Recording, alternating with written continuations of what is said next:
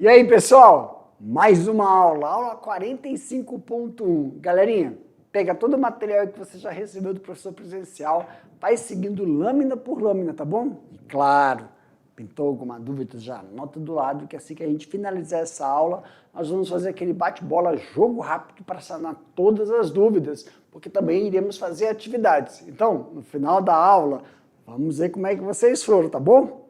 Na tela. Aula 45.1.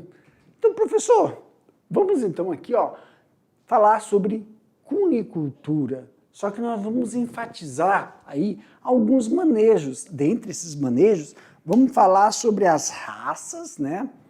E também, aí, cunicultura, raças e a sanidade animal. Vamos ver, em relação às raças, quais são as necessidades. Tem necessidades gerais da criação e as peculiaridades dentro da raça. Claro, também tem o manejo nutricional, que vai ter uma diferença, pessoal. Manejo nutricional de macho e fêmeas, tá bom? E o manejo sanitário, que é importantíssimo. Dentro do manejo sanitário, nós vamos ver o manejo... eu estava com a palavra na boca aqui. Manejo preventivo, que é muito importante dentro da cunicultura, e o manejo de intervenção. Então vamos lá? Então, para iniciarmos, a cunicultura é a criação de coelhos para o aproveitamento da sua carne e também os seus produtos.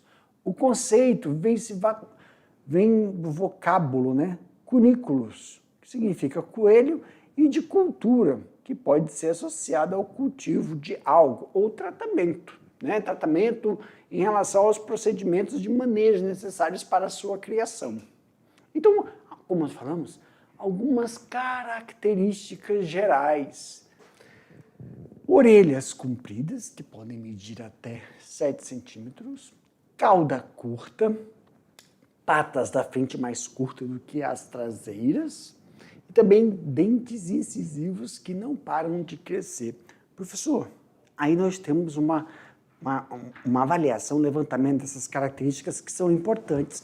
Qual? Entre elas, pessoal, é que a morfologia do coelho nos auxilia a realizar a estrutura da cunicultura. Quando a gente está falando de... nós vamos ver as estruturas, as instalações da cunicultura.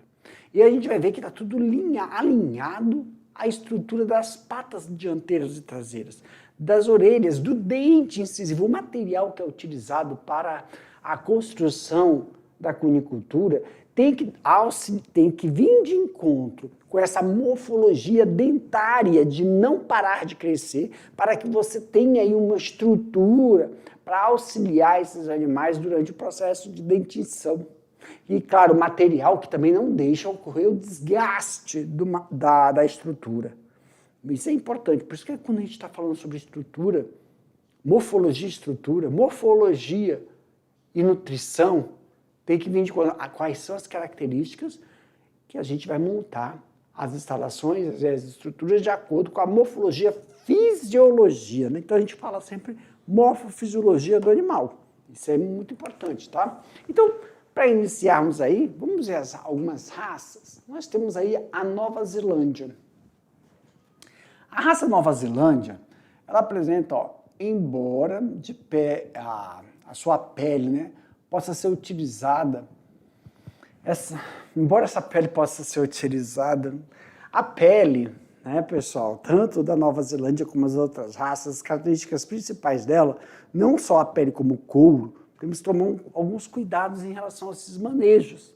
Vamos ver sobre feridas e doenças, né? Então, essa raça, principalmente, é valorizada pela cunicultura na produção de carne. Tá? Todos é para carne. Sua rápida taxa de crescimento e excelente conversão alimentar faz uma escolha popular em relação à palatabilidade. Com isso, a Nova Zelândia é uma das raças preferidas para a produção intensiva de carne. Dentro do sistema de cunicultura, Claro que é utilizado o sistema intensivo, tá, pessoal? Claro, nós temos aí, dentro da cunicultura, alguns setores, né? Tem um setor de reprodução e o setor onde ficam os machos e as fêmeas, os reprodutores. Só que para a engorda não é o mesmo local utilizado, não se utiliza no mesmo local. Eles são em baias fechadas, como se fosse uma creche. Os coelhos não ficam no ar, por N motivos, tá? Principalmente o preventivo, quando nós estamos falando de doenças. A cunicultura possui aí a sua estrutura do animal, né? Quer dizer, a Nova Zelândia possui uma pelagem curta e densa, uniforme, comumente branca e também com variedade de tom. Quando a gente fala sobre densidade do pelo, isso também é importante. Por quê, professor? Devido à umidade local, à área e alguns cuidados dermatológicos que nós devemos ter com esses animais. Então, durante a nossa fala, quando estivermos falando sobre as estruturas, a pelagem... tem coelho, tem raças, professor, que são pelagens mais densas e outras não. Então, eles precisam de um ambiente que não favoreça o surgimento de micoses, tá? Que não favoreça também o que ocorra briga entre os animais, que nós vamos falar dos agentes estressores. Califórnia. A raça Califórnia também possui uma boa taxa de crescimento. Professor, o que é essa taxa de crescimento, pessoal? Na verdade, a gente não fala assim taxa de crescimento, nós falamos o tempo, né? O tempo é o menor tempo em um determinado espaço. Então, ele tem aí um período de abate rápido. A criação é um período rápido de abate. Então, quando a gente fala qual é a importância de termos essa informação, cruzamento. Então, se você tem raças que apresentam determinados, como é que a gente fala, pessoal? Aptidões. Quer dizer, se eu sei que uma raça tem uma taxa de crescimento e eu quero melhorar a heterogeneidade, por exemplo, cruzar Nova Zelândia com Califórnia, eu vou perder essa taxa de crescimento? Não, porque ele já é uma característica da raça. Isso melhora, então, o que a gente chama de heterogeneidade. Taxa de crescimento. Professor, taxa de crescimento está associada com algum perfil genético não vou falar engorda, de massa muscular, que é a carcaça, né? Então, toda vez que você está falando em cruzar raças para manter determinado perfil genético, que é relacionado ao mercado, nós sempre temos que sinalizar e fazer esse cruzamento. Então, quando a gente está falando assim, pessoal, se eu cruzar, isso eu estou falando de melhoramento, pessoal, eu tenho um coelho com determinadas características. Olha só, taxa de crescimento alta, não é isso? Nós temos uma pelagem densa, Nova Zelândia. Se eu cruzar com a Califórnia, essa taxa de crescimento pode implicar também na densidade da pelagem. Essas coisas são levadas em consideração. Mas se os dois apresentam densidade, o marcador genético para que 25% dessa característica não se expresse em uma geração é baixo. Eu já tenho 75% de probabilidade dessa característica se manter na próxima geração. Por isso, quando a gente está falando de característica da raça, quem é que não sabe o que isso está...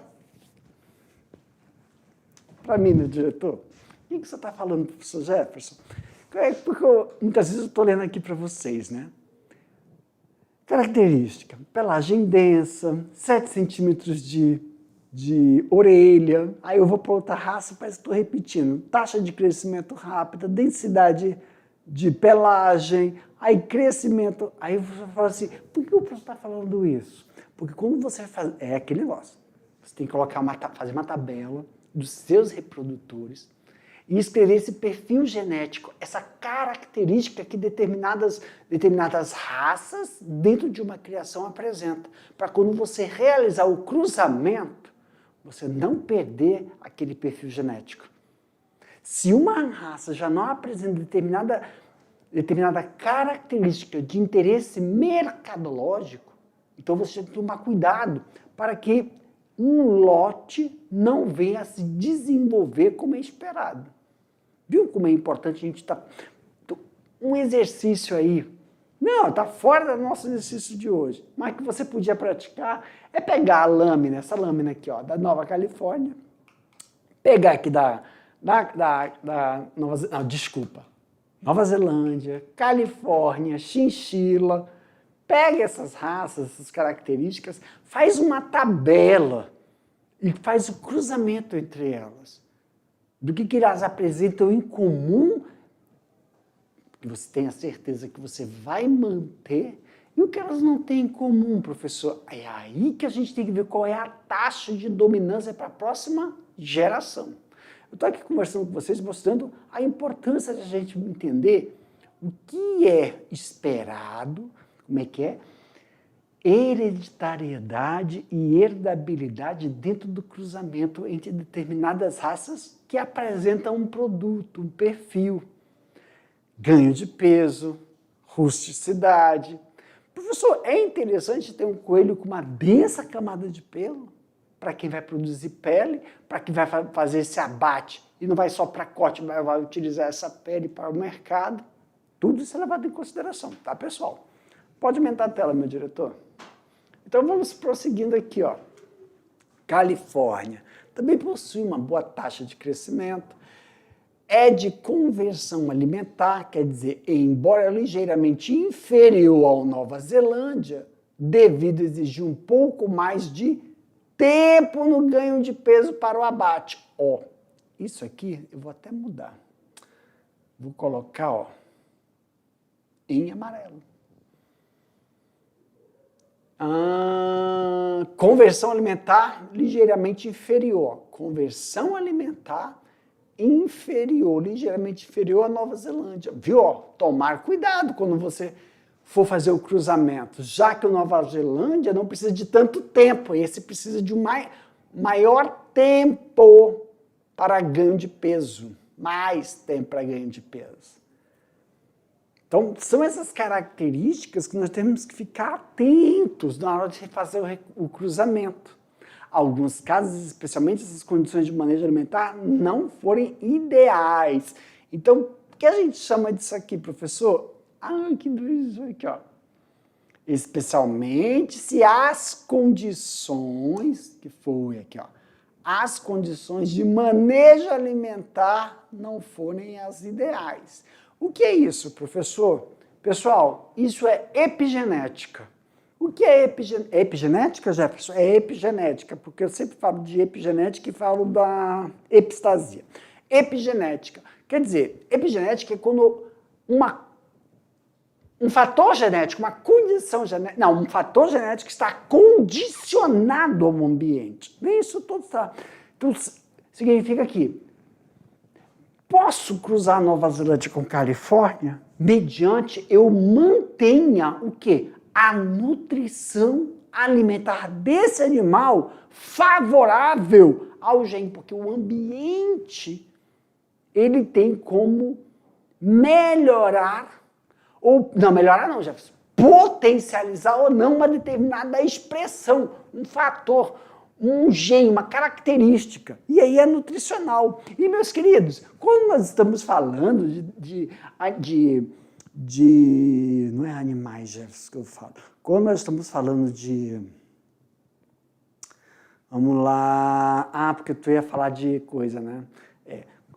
Quando a gente fala de vegetais, cultivares, a cultivar no vegetal, ela tem um melhoramento genético. Então, está falando da nutrição do solo. Quando é animal que passa por um processo de seleção, claro que nós temos ração para engorda, ração para crescimento, ração para reprodutor, que é feito como alimentar. Mas por que você está falando de ração, professor? Porque a cunicultura, ela também fala sobre suplementação. que é a ração, e a suplementação é o volumoso. Claro que para que você tenha a utilização desse volumoso em determinados setores do desenvolvimento da conicultura, estou falando de reprodução, estou falando das fêmeas, as matrizes, estou falando de quando está em estado de amamentação, esta nutrição sofre algumas alterações para suprir suprir o quê? Não é suprir, mas para que melhore, quando a gente está falando em prevenção animal, tá? Também pode ser utilizado para a produção de pele, embora não seja tão valorizada quanto as outras raças. Como assim, professor? Tanto a Nova Zelândia como a Califórnia, porque a chinchila é a primeira, que é a mais valorizada em relação à produção de pele. A valorizada tanto para a qualidade de carne como para a pele. A chinchila é. Então, quando se fala em misto em conicultura, nós estamos falando tanto para carne quanto para pele, que é utilizada na indústria, né, para a confecção de casacos e outros artigos. Os coelhos chinchilas são conhecidos por serem calmos, adaptáveis, o que facilita o manejo, então a mansidão. Nós temos aí essa característica muito desejada, né, que é você conseguir fazer o manejo desses animais em diferentes tipos de sistema de criação. Professor, tem diferentes tipos de sistema de criação? Tem. Nós temos o sistema intensivo, temos o sistema extensivo e o semi. Tá? Só que, pessoal, para quem vai começar a criação, claro que o sistema intensivo ele é o mais adaptável, não só para o chinchila. Na nossa região, nós temos que tomar muito cuidado com a criação de chinchila. Por quê? Porque nós temos um período que é um período de estiagem, não há como você manter esses coelhos em áreas abertas, uma por causa de predadores na nossa região, outra porque esses animais necessitam de um ambiente onde você possa controlar temperatura e umidade. Claro que quando nós estamos falando de reprodutores, você pode utilizar os reprodutores em área aberta. Eu estou falando de quem? Dos animais que vão ser para abate. Então vamos de novo aqui, principalmente chinchila, porque nós vamos ver que os manejos desse animal é um manejo que tem que tomar muito cuidado. Por quê? Qualquer falta de cuidado no ambiente do coelho, principalmente da raça chinchila, você pode provocar um aumento na temperatura do ambiente, uma sujeira, uma ferida que vai prejudicar a pele desse animal. Vacinações, alimentação, né? Porque quando você não coloca um balanceamento em ração e volumoso, ele pode desenvolver um déficit de vitaminas. Um déficit de vitaminas que vai provocar que ele fique, não é a mercê, Jefferson, mas num ambiente patógenos, né, que vão pegar a oportunidade para que ou tenha uma disenteria, diarreia, que possa provocar aí a disseminação de coliformes fecais entre o bando. Então, o processo de disseminação de doença dentro como é que chama, Jefferson? É igual de suíno, da baia, né? Possa prejudicar e disseminar todo o plantel. Então, vamos aqui, alguns manejos nutricionais, né?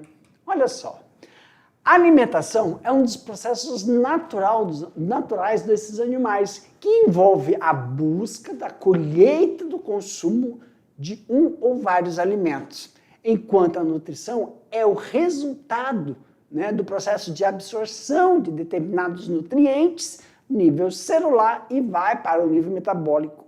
Por isso que nós vamos ver que algumas gramíneas favorecem. Como assim? Não tem como para nós nos alimentamos e fala assim, olha, para você ter uma melhor digestão, você adicionar alguma coisa na sua alimentação. Você tem que comer alguns oleaginosos, tomar um pouco de sol para melhorar o metabolismo. Então, o coelho tem essas necessidades, tá? Até a segunda semana de vida, que vai lá, 14º dia, os coelhos se alimentam exclusivamente de leite materno. Então, vamos aqui frisar isso aqui. Isso aqui é importantíssimo. Por quê, professor? Porque nós temos fase nutricional na cunicultura. Então, até a segunda semana, né, que é o 14º dia, os coelhos se alimentam exclusivamente do leite materno. Então, através do leite materno que ele vai adquirir determinado sistema imunológico. Melhorar o sistema imunológico dele, não só ambiental, respiratório. Ambiental que eu falo é o contato respiratório com a área, porque a estrutura da cunicultura, nós vamos ver que alguns são de piso, outros são de chão batido, outros têm palhas. Então, a mãe tem que receber uma suplementação. Aí, claro, o coelho, a fêmea, a reprodutora, quando está no ambiente, né, que ainda não ocorreu o intercurso sexual, ela se alimenta de ração. A suplementação para ela é dada, né, uma semana antes do parto, para melhorar o colostro. E claro que após, né, ao 14º dias, a gente começa aí, ó, de 14º ao 21º, que a gente vai começar a introduzir, né, alimentos sólidos para os filhotes. E aí sim também é dado para esses alimentos, esses filhotes, não só volumoso, mas volumoso, professor, o que o senhor chama de volumoso? Volumoso, meus queridos, são vegetais. E aí, claro, as gramíneas, nós vamos ver que são, na sua grande maioria, né, para melhorar, mas para nesse momento, todos o que a gente tem no hortifruti granjeiro, hortifruti é o que é oferecido para esses animais. Tá? Isso favorece uma dinâmica para melhorar aí o seu desenvolvimento. Mas isso tem que ser intercalado com o quê? Ração e forrageiros. Então, do 14º até o 21º, no 21º já tem que estar pronto, porque vai sofrer o que a gente chama de desmame. Então, começa a provar alguns alimentos sólidos. E aí nós temos não só a ração, né, mas nós temos aí também forrageiras. E claro, lembrando que além disso vai nutrir prioritariamente o processo de aleitamento materno para que ele possa estar pronto para sofrer o que a gente fala aí do desmame. A partir do 21º dia, ingere cada vez mais sólidos e também entra em contato com água. Aí nós temos o que a gente fala sobre contato com água? O sistema de bebedouro vai ser mudado, tá? Para a ingestão láctea. Para isso, a água deve ter alcance para esses filhotes, porque anteriormente a isso não se tinha esse alcance. Claro que nós vamos fazer a separação logo após este período. Entre os animais domésticos, observa-se um procedimento conhecido como secotrofia. Que isso, professor? É quando eles se alimentam das próprias fezes. Vamos aqui um detalhe. Tem determinados animais que quando realizam isso, está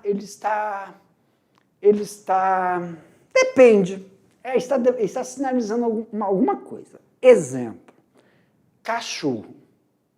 Tem cachorros adultos, porque assim, ó, quando o animal está... Vamos lá. Resumindo, em coelhos é natural. Em coelhos, o que tem que tomar cuidado é falta de vitamina. Falta de vitamina. Pode acometer isso. Cadê? Fezes moles, pelos animais representam adicional, proteínas, aqui ó, vitaminas.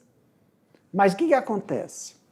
Em cachorros, quando o cachorro está comendo fezes ali, é porque você está dando uma ração com muita proteína para ele.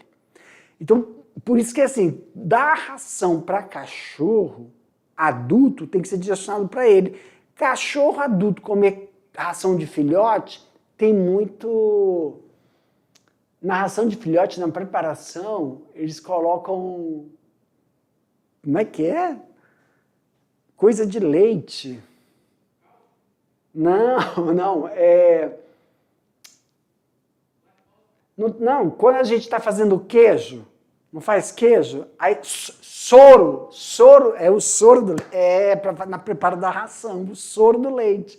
E aí sim, isso é voltado para filhote. Mas se você der essa ração de filhote que tem soro para adulto, ele come.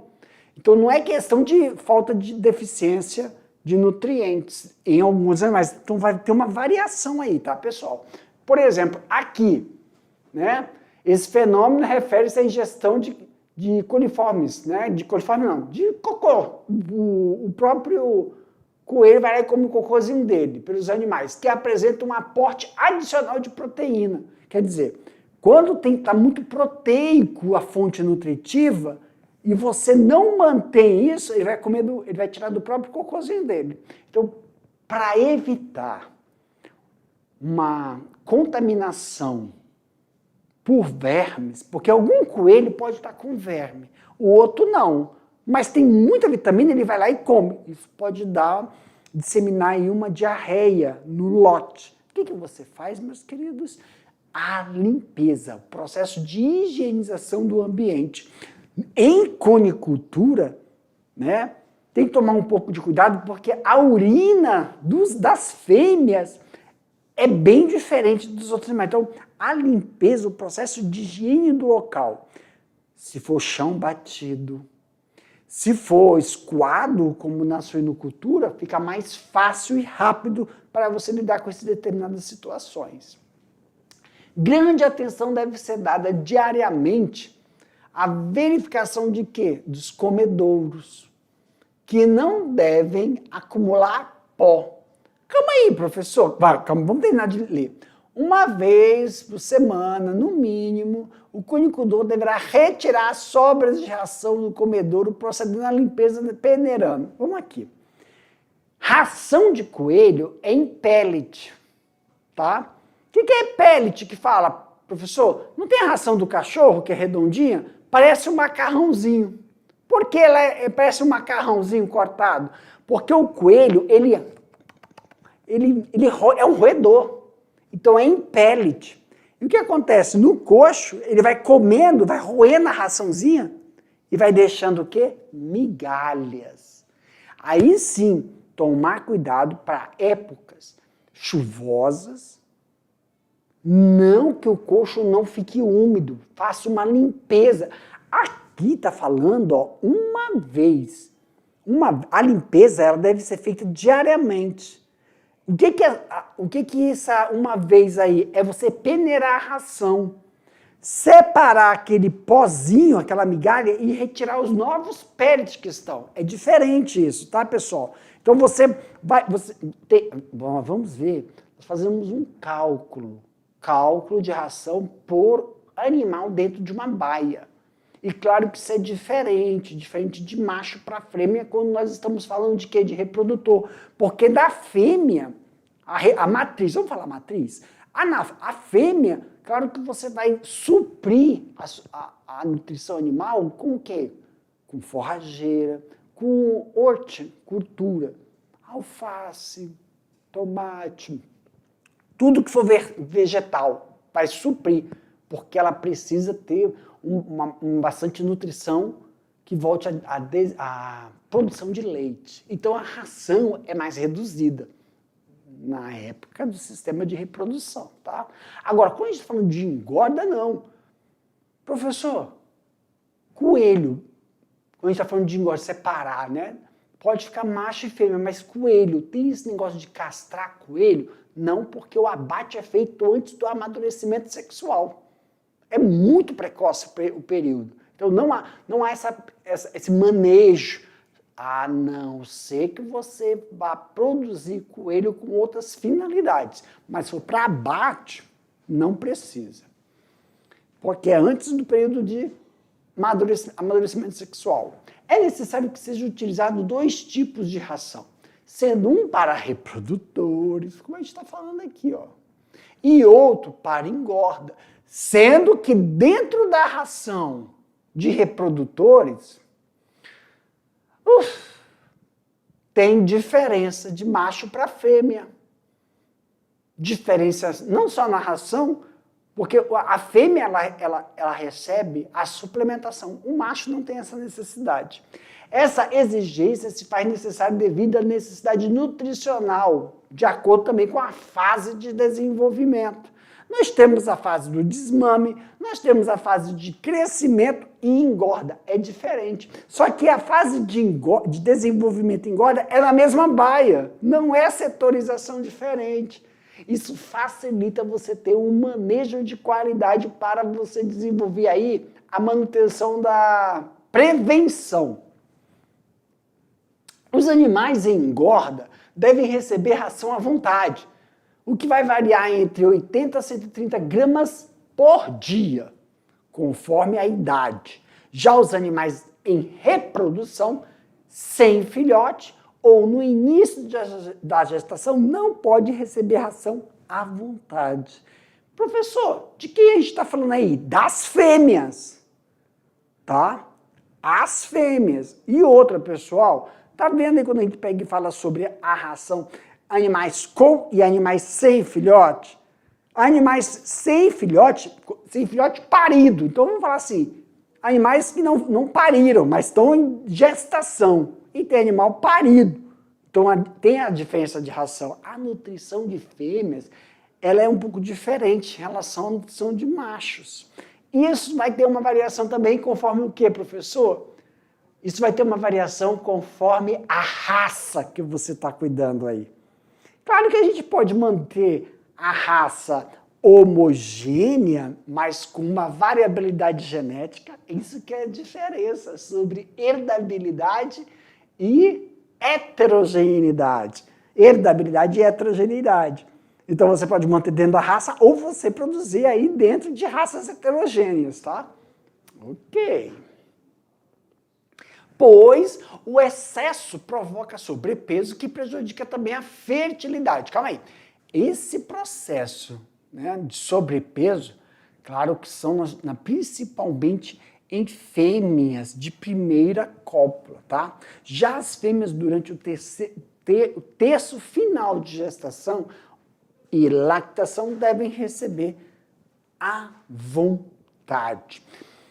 Então, olha só, nós temos aí na cunicultura, tem o setor de reprodutores, dentro da baia de reprodução, fêmeas ficam junto com fêmeas, macho com macho, e tem a área comum. E tem um setor de gestação, onde elas vão, quem vai parir e quem ainda vai sofrer desmame. Depois tem o setor de engorda, também a fase juvenil. Então, quando a gente está falando sobre os reprodutores, nós temos aí uns procedimentos e o que é muito indicado para você evitar transações e infecções transversais durante determinados manejos. O sistema hídrico, o sistema de água, o sistema de comedouros são totalmente separados. Principalmente o desmame fica aí distante do sistema que nós estamos vendo que são os reprodutores. Pessoal, hoje eu estou falando de cunicultura para consumo, para corte.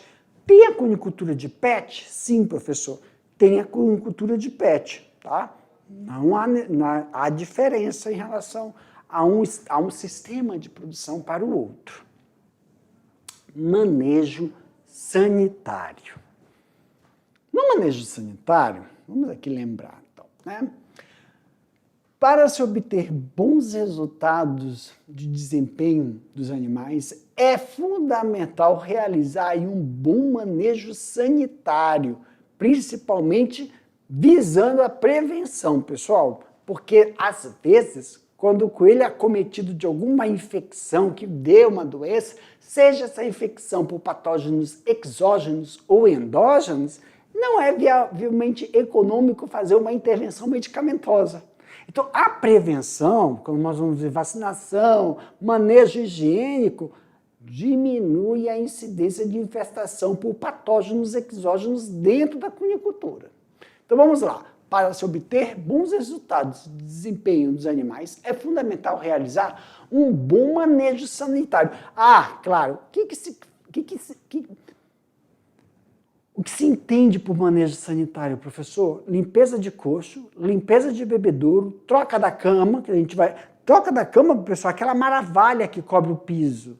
Ah, não é piso, professor, com maravilha, é chão batido. Então tem que recolher toda a palha que fica sobre o chão para poder absorver a urina e as fezes. E se for igual na suinocultura, que tem aquela inclinação, recolher os animais e lavar todo o piso. Só que isso aí, pessoal, tem um investimento muito alto, não se indica isso. Mesmo por causa do sistema, quando você tem a pelagem do animal. Então, sempre é madeira ou piso batido. Então, são as limpezas que você... E vacinações, vamos ver. Evita-se o aparecimento de doenças e combate de forma eficaz. Antes do... É o que eu falei aqui. Prevenção são as recomendações antes que ocorra algo. Porque quando dá doença por patógeno, na cunicultura, a preocupação é a disseminação dessa doença. Então, quais são as recomendações? As válvulas devem, né, ter drenagem eficiente, por causa da urina, pessoal. No verão, fazer remoção das fezes quanto ao cheiro, devido à amônia, que é acentuado. Pode causar uma intoxicação, por causa da noite, né? É tudo fechado.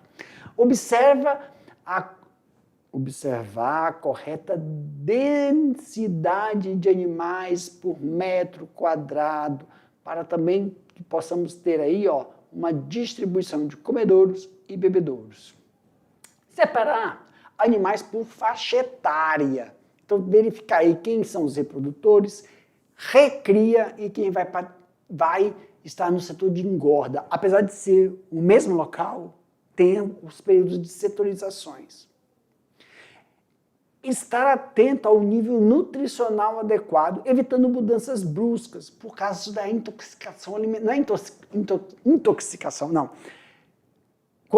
Porque nos coelhos você coloca a ração e também você vai fazer a suplementação com forrageiras, com leguminosas. E não é assim, hoje vou dar, amanhã já vou trocar. Tem que ir com calma, porque ele pode dar uma diarreia neles no processo de alteração, né?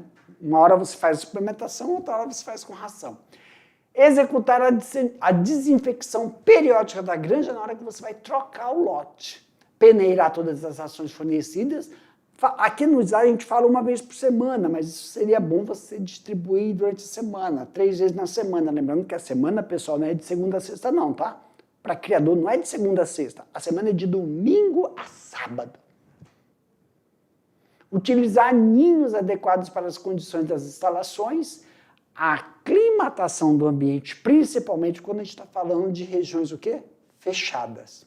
E desinfectar os ninhos para cada retirada de um lote, combater os insetos da granja, está associado à limpeza, controlar a umidade, temperatura e ventilação, evitando aí problemas respiratórios com esses animais. Isso é essencial para que você mantenha aí um procedimento de evitar. Então, fazer o manejo preventivo dentro da cunicultura.